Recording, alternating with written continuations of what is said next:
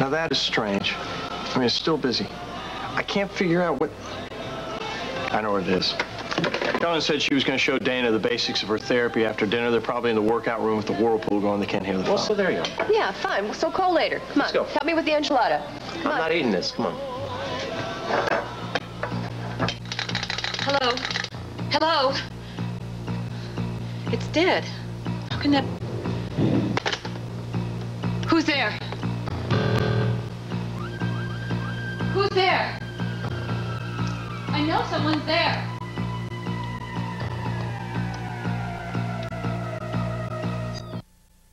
And now you'll see as little of each other as you possibly can. Right? Yeah, right. But that's going to be a lot easier said than done with all the friends that we have in common, Larry. Maybe Darryl and Carolyn will decide it's best to move back to Des Moines. They can't do that. The wheels are already in motion for them buying a new house.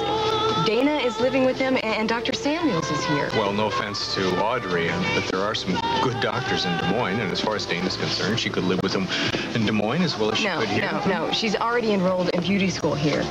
Besides, Carolyn loves Oakdale. She's made a lot of friends here. I'll never forgive myself if I feel like I'm responsible for taking all that away from her. Carolyn, I'm home. It was so embarrassing. It turns out Bill Harper never even called.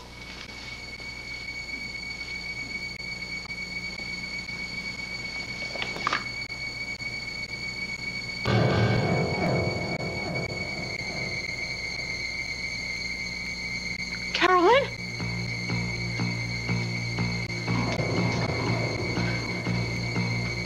Carolyn!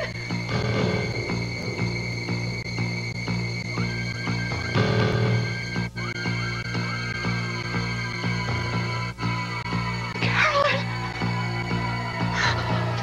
Carolyn! Oh my God! Carolyn! I can't... Excuse me, have I done something wrong? I don't know, Kirk, have you?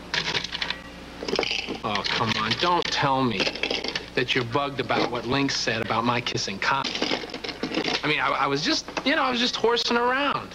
I mean, she's been really uptight lately. Why? Why what? Why has she been uptight? You keep telling me that Lucinda is very happy with her work. You just landed the DeWitt account. Things are heating up between her and Link. What could perfect Connor Jamerson have going on in her life that would make her uptight? I have no idea, but she's been hell to work with. So I was just horsing around with her a little bit, trying to get her to loosen up and relax. And just when Link walked in, I gave her a playful little kiss. No big deal, okay? Fine. I know what's happening here. Do not think I don't know what's happening here. I've read about this phenomenon. What's happening here is that you are suddenly getting cold feet. And so you are subconsciously coming up with ways to get out of this wedding. Whatever you say, hon. Look, do you honestly think I could even look at another woman? Me? No, and especially not someone that's a dog like Connor. You know, I understand what this is about. I understand your explanation. You were just relieving a little tension between co-workers. Exactly. Exactly. And, well, I think that it's a wonderful, wonderful idea. And the next time that Ted and Link are having a bad day, I'm going to go over and give them a big, wet kiss right on the mouth just to relieve the co-worker tension problem that we're having. Well, I guess since you gave the private dining room to Jessica and Duncan, we should order in because I am starving.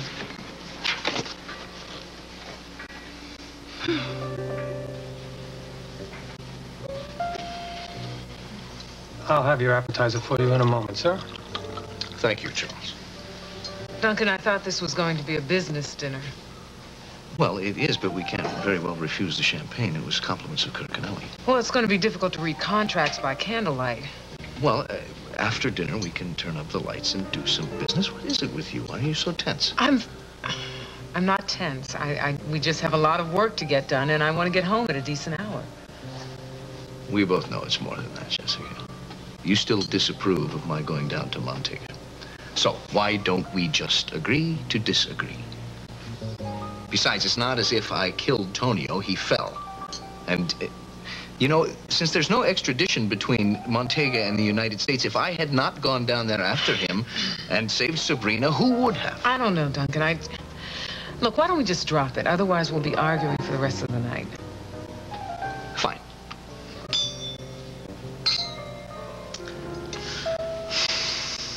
You know, I hope Sabrina finds some solace in the charitable work she's going to do down there in Montega. Did I tell you that as soon as we came out of the jungle, all she wanted to do was go to Tonio's plantation, go to the ruins? She just sat there amidst the rubble, and she was weeping. It broke my heart.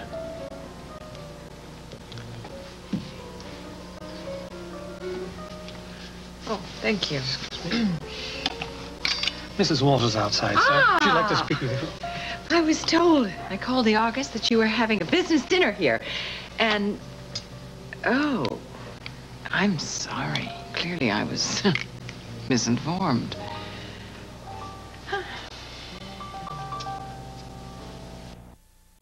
Things okay. Yeah. What? Dana, what? Dana? I didn't know where else to go. What is it? Mr. Crawford. What is it? It's your wife. She's...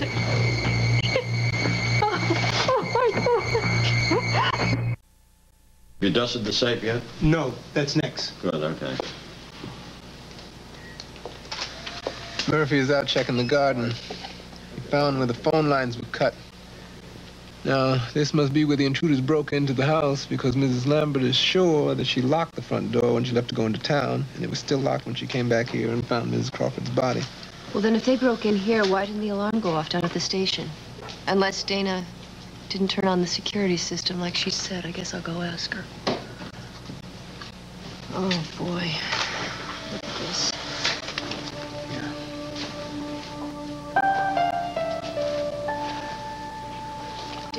Darryl, come on. Why don't you go back out to the living room here? Come on. Come on. This isn't happening, Margot. Come on, baby, let's go. Come on, Darryl, let's go. How did she? Come on. How? Darryl. We don't have anything conclusive yet, but the medical examiner thinks that it was asphyxiation that she died of. They found lipstick prints on a pillow near her body. Oh, sweet Caroline. Come on, baby, let's go. Oh, sweet Darryl, come on. You don't need to see anymore. Let me take you out to the other room.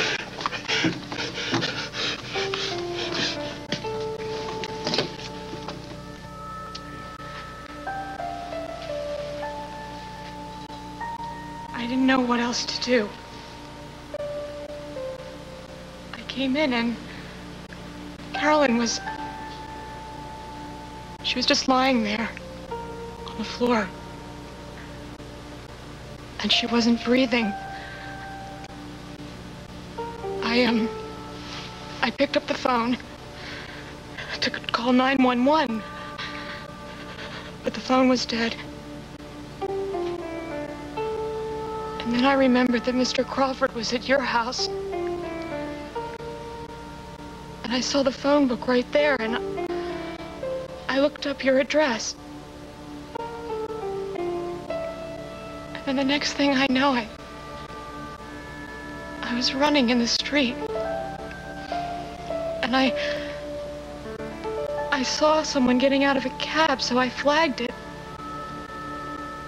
And I told the driver to take me to your house. Why didn't you go to one of the neighbors' homes and dial 911 from there? I don't know. It was like I couldn't think straight.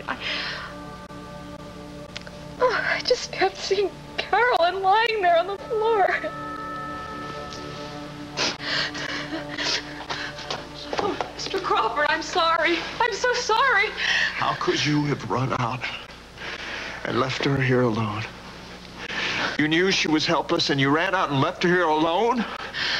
I never would have, but somebody called me and invited me to the cellar, and Carolyn insisted that I go. You couldn't wait until I came home. I mean, you couldn't have called me and said, I'm running out, Mr. Crawford, and leaving your wife here alone. I mean, why do you think I left a number where I could be reached? I know now that's what I should have done, but You know, we trusted you. enough to carry our child. We welcomed you into this home. And on the first night here, you just run out like a... I never had dreamed something so horrible could happen. How could I have known it? You couldn't have known, Dana. Darryl knows that, don't you?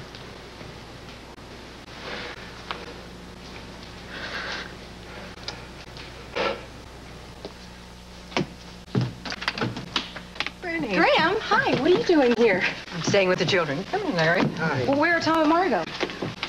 Darling, I'm afraid something terrible has happened.